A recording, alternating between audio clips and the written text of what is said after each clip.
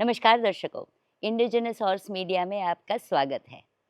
आज मैं आई हूँ हमारे जो फेवरेट स्टैलियन है केसरिया गुजरात का, उनके फार्म पे। पुष्कर मेले की बात करूँ आपको तो छोटी बड़ी डीलें तो होती ही रहती हैं, लेकिन छोटी बड़ी डील में भी एक आधा अश्व बिकता है या खरीदा जाता है। आज जो मैं बात करने जा रही हूँ, चरणजीत जी जिनका केसरिया है, उनकी अगर बात करें तो उन्होंने पुष्कर मेले में एक साथ 4 अश्वों की डील की है। तो इस एपिसोड में हम उन्हीं के बारे में बात करेंगे। नमस्कार चरणजीत भाई। नमस्कार। अभी हाल ही में जो पुष्कर का शो जी हुआ, वहाँ पे आप काफ़ी जानवर लेके आए जी। थे और सुना है कि कोई पंजाब से भाई साहब हम्म आए थे, हम्म। उन्होंने आपके जानवर देखे, उनमें से 4 एक साथ उनको बहुत अच्छे लगे। जी। तो वो थोड़ा बताइए दर्शकों कि क्या हुआ, कैसे हुआ, फिर आपने क्या किया? पुष्कर में इस बार मैं हर बार केसरिया के रिजल्ट्स लेके आता हूँ पुष्कर में। तो इस बार भी ये साल के जो मेरे केसरिया के जो बच्चे थे उनको मैं लेके आया था। तो वहाँ पे एक पंजाब से मेरे फ्रेंड हैं, गोविंद सिंह संधू साहब। तो उनको वहाँ पे केसरिया के मैं 3 रिजल्ट्स वहाँ पे लेके गया था। हम्म। तो एक बच्चा, 2 फिलिस, तो उनको वो काफ़ी ज़्यादा पसंद आए। और फिर बाद में हमारी उनसे बात हुई और उन्होंने इंटरेस्ट दिखाया कि ये बच्चे अगर आप हमें दे तो हमें इंटरेस्ट है। हम्म। तो फिर उनका मैंने सब उनसे बातचीत करी और काफ़ी दिनों तक हमारी बात चली। और उनका पूरा उन्होंने विज़न बताया कि वो क्या करना चाहते हैं मारवाड़ी के अंदर, उनका क्या प्लानिंग है। फिर मुझे लगा कि नहीं, ये राइट बायर है। बायर है जिसको मैं दे सकता हूँ। और यहाँ पे जो ये मेरे ब्रीड किए हुए जो बच्चे हैं, उनका जो फ्यूचर मैं देख रहा हूँ वो बहुत अच्छा है। हम्म। और उनका और मेरा विजन काफ़ी हद तक मेल खाता है कि वो बेसिकली शो जंपिंग करते हैं। उनके हम्म। पास बहुत ही अच्छे वार्म ब्लड्स हैं। हम्म। और मतलब वार्म ब्लड की दुनिया में जो बेस्ट फेमस स्टेलियंस हैं, हम्म। उनके उनके पास प्रोजेनीज हैं। हम्म। और उसमें से कुछ तो ऐसे हैं कि जो वर्ल्ड चैंपियन भी रह चुके हैं शो अच्छा। जंपिंग में। हम्म। तो अब उनका ये विजन है कि मारवाड़ी जो है उनको कभी ना कभी किसी किसी को तो स्पोर्ट्स में लेके जाना पड़ेगा, तैयार बिल्कुल। करना पड़ेगा। उनकी एक्सपर्टीज़ है इस चीज़ के अंदर। हम्म। और उनके पास वहाँ पे ये सारे रिसोर्सेज है, इंफ्रास्ट्रक्चर भी है उनका खुद का, हम्म। कि वो ये सब कर सकते हैं। और मुझे उनका ये विज़न बहुत अच्छा लगा। तो हम हमने उनको ये 4 बच्चे जो हैं वो दिए। 2 कॉल्ट हैं हम्म। और 2 फिलीज हैं। तो अब देखते हैं कि फ्यूचर में मारवाड़ी घोड़े भी अगर एक वो है हमारी एक अंदर से कि ये भी स्पोर्ट्स में, ड्रेसाज में या शो जंपिंग में एक अच्छा परफॉर्मेंस दें, तो ये ब्रीड भी इंटरनेशनल लेवल तक जा सकती है, बिल्कुल। पोटेंशियल है। तो किसी आज नहीं तो 5 साल के बाद या 10 साल के बाद, 15 साल के बाद, तो इसीलिए हमने ये डिसीजन लिया। बहुत अच्छा जी डिसीजन और बहुत अच्छा विजन या बहुत अच्छे जी विचार है आपके जी भी और आपके फ्रेंड के भी। जी।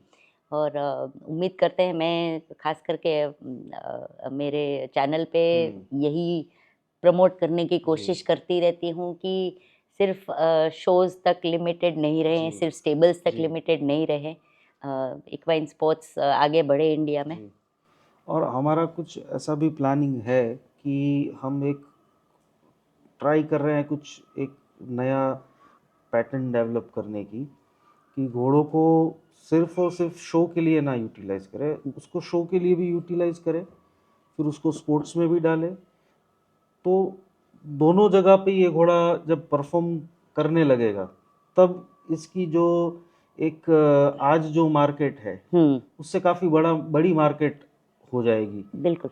कि शोज की जो मार्केट है वो तो रहेगी, इसके साथ साथ स्पोर्ट्स की भी मार्केट। और ऐसा नहीं है कि जो घोड़ा शो लड़ सकता है वो स्पोर्ट्स में नहीं जा सकता, वो बिल्कुल जा सकता है। तो ये कोशिश है कि पैरेलली दोनों चीज हम करें अपने घोड़ों से।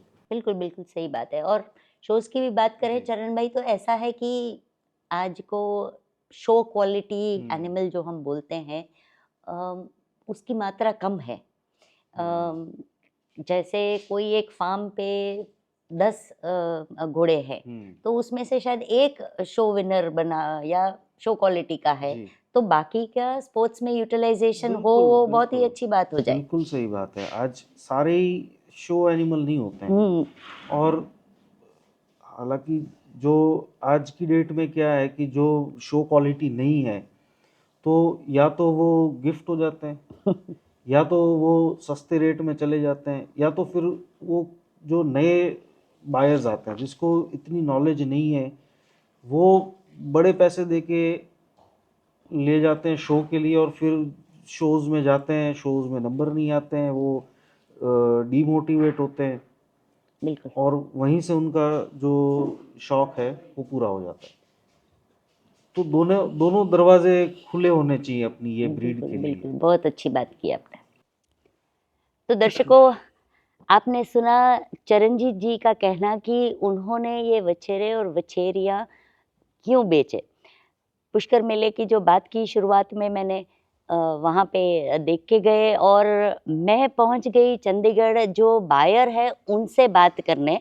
तो आइए उनसे जानते हैं कि उन्होंने क्यों खरीदे ये वछेरे और वछेरियाँ चरणजीत जी से। नमस्कार नमस्कार, मैम। सत श्री अकाल जी। सत श्री अकाल जी।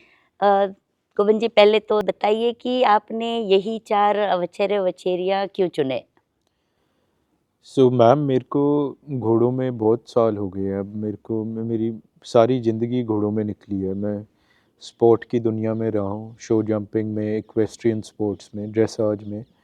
और उस दुनिया में जो घोड़े इस्तेमाल किए जाते हैं वो मारवाड़ी घोड़ों से थोड़े अलग हैं। वो ब्रेड फॉर स्पोर्ट हैं। उनकी पीढ़ी बाय पीढ़ी पिछले 70, 100, 150 सालों से उनको उनको ब्रीड ही इस तरीके से किया जा रहा है कि उनमें स्पोर्ट एलिमेंट्स, स्पोर्ट की क्वालिटीज़ और बेहतर होती रहें। जी। सो उस दुनिया में घोड़ों को एक पर्पस दिया गया है। एंड एक इंग्लिश में भी कहावत है कि these horses are beasts of burden. That इन घोड़ों को हम, जैसे पुरातन समय में बैटल्स की बात चलती है कि ये जिस धरती पर हम बैठे भी हैं ये भी घोड़ों ने फतेह करके जीत के हमारे को ये बख्शी है।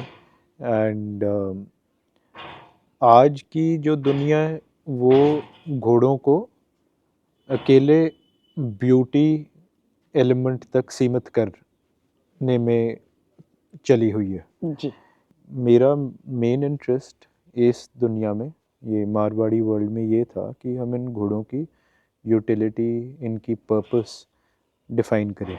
सो जो आपका ये क्वेश्चन था कि आपने चरणजीत भाई जी के ही क्यों चुने और उनके साथ आगे क्या प्लान है, क्योंकि चरणजीत भाई जी ने ब्यूटी एलिमेंट की ब्रीडिंग को में एक्सेल हो गए हैं वो। जी। He has very deeply and passionately bred the Marwadi elements true to their type. Correct. And now I feel very fortunate that he's been very kind to let me produce his some of the babies, some of these foals and fillies that were born at his farm. And इनको अब हम sport के लिए हौली हौली produce इस तरीके से करें जहाँ पर, जो आपका एक और सवाल था कि जिन लोगों के घर पर ये मारवाड़ी क्वालिटीज़ पूरी प्रॉपर नहीं निकलती वो फिर क्या करें, उनका तो जानवर 80-90 हज़ार का रह गया, दूसरे जानवर 50 लाख, 60 लाख, 10 करोड़, 5 करोड़, 6 करोड़, 2 करोड़, उनका क्या होएगा। उनको भी सोचना चाहिए कि वो उन बशेरों के साथ या बशेरियों के साथ आगे हाफ ब्रीडिंग की सोचें, जहाँ पे वो स्पोर्ट के कोई टॉप के घोड़े, जैसे अभी हम आपको दिखाएंगे यूरोप से इम्पोर्टेड घोड़े हैं, स्पोर्ट के कोई टॉप के घोड़े से उनको क्रॉस करवा के स्पोर्ट हॉर्सेस उनसे आगे प्रोड्यूस करो।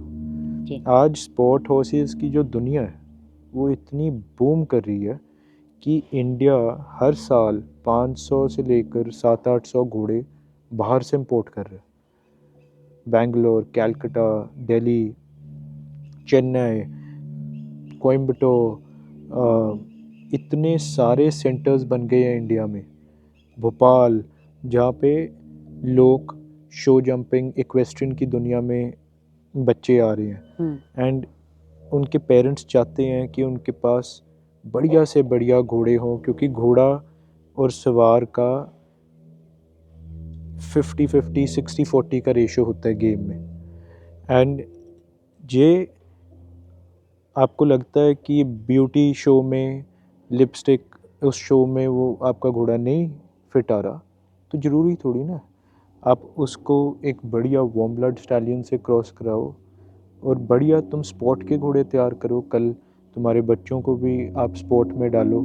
यहाँ पर अगर आना चाहते हो तो आओ और समझो कि ये कैसे करना है, आगे और रिसर्च करो। I am very thankful to God कि आपके साथ चरणजीत भाई जी के साथ हमारा मिलना हुआ। Thank you so much. तो दर्शकों, ये बच्चे निकले वजापर स्टड फार्म जामनगर से और पहुँचे शहजादपुर स्टेबल्स पंजाब में। आपने सुना सेलर और बायर दोनों के ही विचार इस वीडियो में। जो भी अश्व रखते हैं, थोड़ी सोचने वाली बात है कि हर कोई वछेरा या वछेरी शो क्वालिटी का नहीं होता है, तो क्यों ना हम उनकी जो एक्चुअल यूटिलिटी है, हॉर्सेस की जो एक्चुअल यूटिलिटी है, उस पर काम करें, उनको स्पोर्ट्स की तरफ ले जाए। तो चलिए आपको दिखाती हूँ ये वछेरे और वछेरियों की डिटेल्स। ये है कॉल्ट चंद्रबाण। इसकी एज है 7 मंथ्स और इसका सायर केसरिया है और इसकी डैम है अहल्या, जिसका सायर है ग्रेट गैमलर। और अहल्या की जो मदर है उसका सायर है खोड़ा वाला करके एक घोड़ा बनासकाठा में फेमस था वो।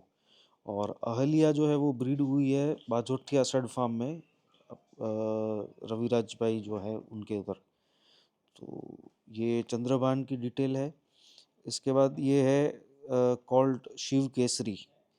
इसका सायर भी केसरिया है और इसकी मदर है शिवगामिनी।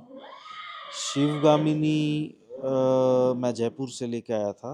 शिवगामिनी का जो सायर है वो है नवलगढ़ पैलेस में बादशाह पसंद करके एक जो घोड़ा था, और उसकी डैम भी एक पुरानी घोड़ी थी वहाँ पे नवलगढ़ में, वही है। ये है फिली हिंद। इसका बाप केसरिया है और इसकी जो डैम है उसका नाम गणगौर है। गणगौर एक यहाँ काफ़ी पुराने ब्रीडर हैं हमारे पोरबंदर में। उनके पास एक घोड़ी आई थी जालोर से, उसके साथ ये बच्ची थी।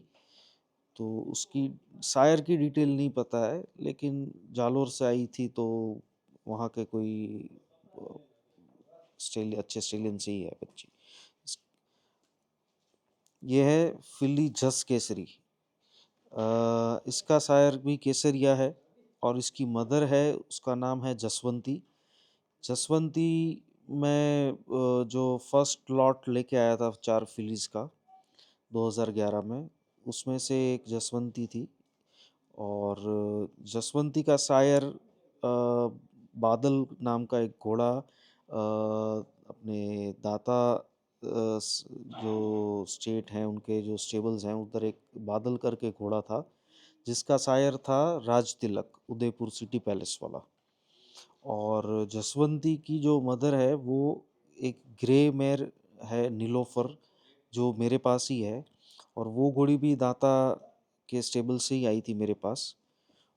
तो ये है डिटेल जस केसरी की। कमेंट सेक्शन में ज़रूर बताइएगा कि ये जो विज़न इन दोनों ने बताया कि स्पोर्ट्स में हम हमारे घोड़ों को डालें, ये आपको कैसा लगा।